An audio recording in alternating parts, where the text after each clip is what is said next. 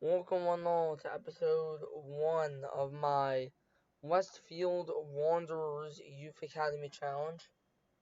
I kind of spoiled it here, but yeah, I've done the new Youth Academy Challenge, but Mont Calpe save kind of ended up not being that fun. And let's see how this first season the, here in Westfield went. Westfield's actually where I live, so there you go. And, here's our team now. I'm not gonna reveal any.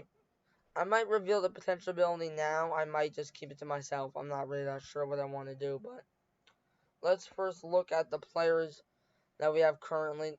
A lot of these players I think were generated by the game because we literally had no players. We didn't. We still don't have any defenders, which it might be how we lost a lot of the games, but that you'll see later. But for now, yeah. Our best player is Predak Burkic, who ended up scoring a lot of goals. He scored 19 goals in the league in 16 appearances. 8 player of the matches, 4 assists with a 7.75 average. Pretty freaking good, as you'd expect. He's one of the best players probably in the entire MPSL Metropolitan Division League thing. Then there's Dan Nassif. Pretty good, although he's not that good, honestly. He only scored 1 goal, but then again, he's a midfielder center, so not exactly really his specialty there. Then there's Ben Calderon, again from the U.S. Pretty good, he's developing quite nicely. He didn't really score much at all, so yeah, there you go. Then there's Cesar Vargas, Kevin Hernandez, actually, and yeah, you can read the rest of it. I'm not really going to give it to you, because I have better things to do right now. Actually, I shouldn't say that. That maybe it sound a little bit pretentious, but the thing is, I want to kind of get through this, honestly.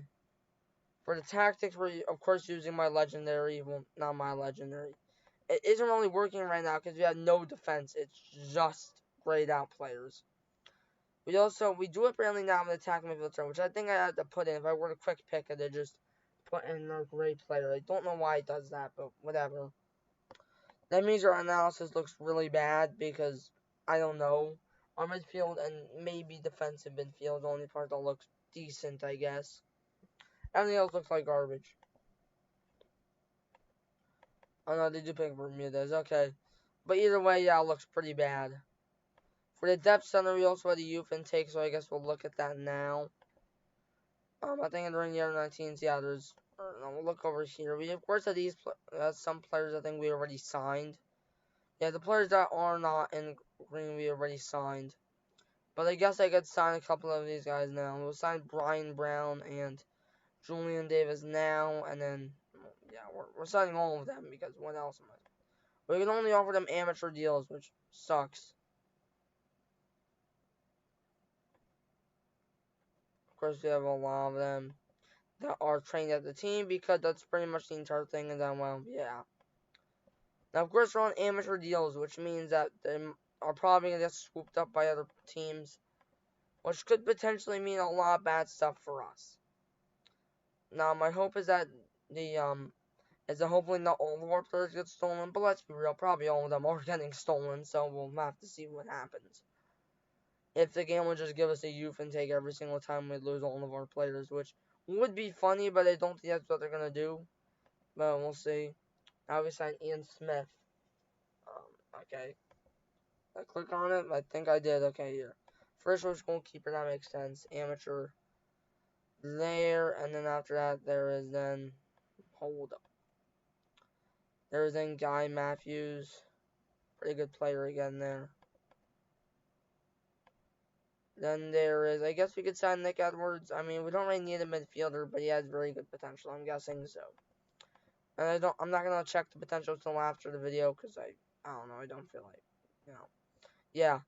Then there's Cole Wright, a center back, which we definitely need really any defender we're able to get, because remember, we're really bad right now. We don't have any defenders.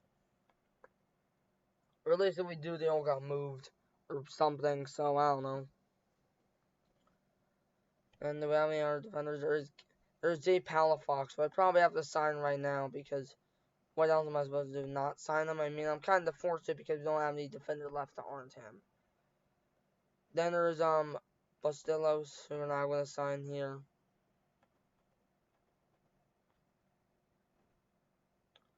Then there is also Joe Castaneda.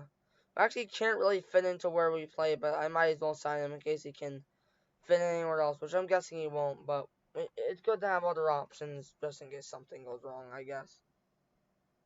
And then I guess we'll kind of... Everyone else looks like they're pretty okay. Oh, I forgot to offer Dan the Sif a contract. Oh no, that's because he's quite literally already on our team, so what am I supposed to do? Not... Whatever, that was kind of a stupid idea. We literally couldn't give him... It doesn't matter, he's already on the amateur deal. I think I accidentally thought he was a player that we got through our actual youth academy, but no, he isn't.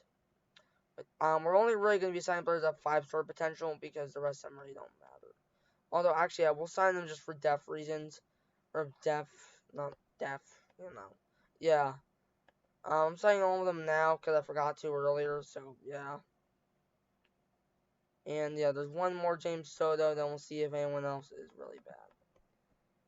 Or really good, why would I sign, whatever. Oh yeah, there is Ian Swain, and then that's going to be it, I think. Or at least for now, I probably should have done this after the recording, but whatever. Of course, no transfers, we're not allowed any. Let's look at what players were out of our team. Yeah, a lot of players left. 3 players left after pretty much the exodus of pretty much our entire team. It wasn't originally from our team, if that makes sense. Yeah, the game generated players, they were way too good, now they're all gone. The 3 that left were Kevin McDonald, now left for Vancouver FC, a Canadian Premier League team. Then there is Jacobo Cordova, currently been with the Baltimore Barons in the 3rd division, or the 3rd tier, I guess. And the Cleveland Force currently in the, I think that's the, actually, like, 7th tier, so that's interesting. Playing in the 7th tier in the Western Conference. And I guess that's really about it. I mean, oh, and I forgot to show you guys League 2. You might have already saw it, but yeah, we missed out.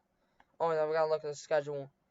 Yeah, that's the reason we missed out. We lost to Merrimack Valley United, who I think already didn't have much of a shot, but Ricardo Tavares got sent off. Not sure how much that affected us, but either way, after an abysmal October and a pretty good September, we of course absolutely dominated, except for one loss, and of course the Merrimack Valley game, which was pretty bad. But the Florida Soccer Soldiers we would end up beating, and we ended up winning 7 games in a row before, of course, losing to Merrimack Valley.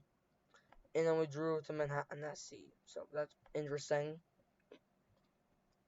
Looking at how many games happened, BlackRock FC were, of course, the best team in the league. I think they only lost 2 games. One of them to us, and that was away. Was that away for us? No, I think it was a home game for us, but it was away to them. Okay. And yeah, that's really about it. I guess, yeah, that's about it. Hope you enjoyed. Oh, I know, the Cups.